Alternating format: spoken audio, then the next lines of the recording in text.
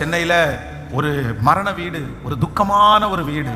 அப்படின்னா தன்னுடைய கணவனார் ஒரு நல்ல வேலை செஞ்சுட்டு இருந்தார். ஆனால் ஆண்டவர் மேலே ரொம்ப பற்றுதல் அவருக்கு. அவர் என்னன்னா, தான் சம்பாதித்த பணத்தில் நிறைய பணங்களை ஊழியங்களை கட்டுறதற்கு கொடுத்து ஒரு சொந்தமான ஒரு வீடு கூட அவர் யோசிக்கவே இல்லை.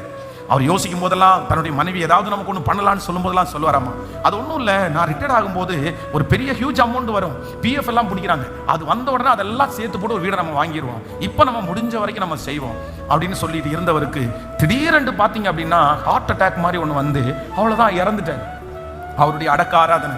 அந்த பிள்ளைங்க 2 பேரும் பார்த்தீங்கன்னா ரொம்ப சின்ன வயசுல இருக்கிறாங்க. ஒரு குழந்தை ஒரு பையன் 5th படிக்கிறான், இன்னொரு குழந்தை 4th படிக்குது. 2மே சின்ன பசங்க. என்ன பண்றேன்னே தெரியல. ரொம்ப ஒரு மோசமான ஒரு சூழ்நிலை. அந்த அடக்க ஆராதனைக்கு பாஸ்டர் உள்ள வராரு. லிட்டரலா நடந்த சம்பவம்.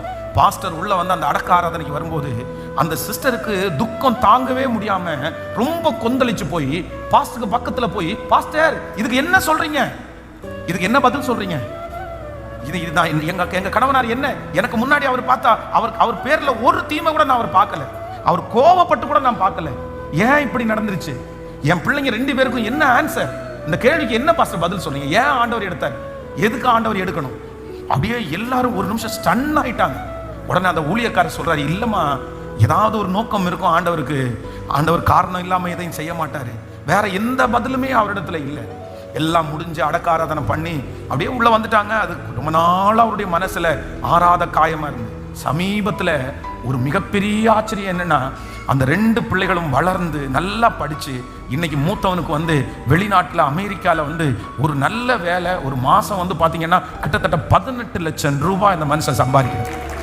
அப்போ அந்த பிள்ளையோடு அந்த ஆலயத்துல அந்த சகோதரி சாட்சி சொல்லும் போது என்ன சொன்னாங்கன்னா, அன்னைக்கு என் கணவனார் அப்படி இருக்கும்போது நான் ஏன்னு கேள்வி கேட்டேன், நான் தப்பு தான் பண்ணினேன், என்னுடைய ஆதங்கம் தாங்க முடியாம நான் பாஸ்டர் இடத்துல போய் கேட்டது, அந்த அடக்காரதனிலே கேட்டது உண்மைதான்.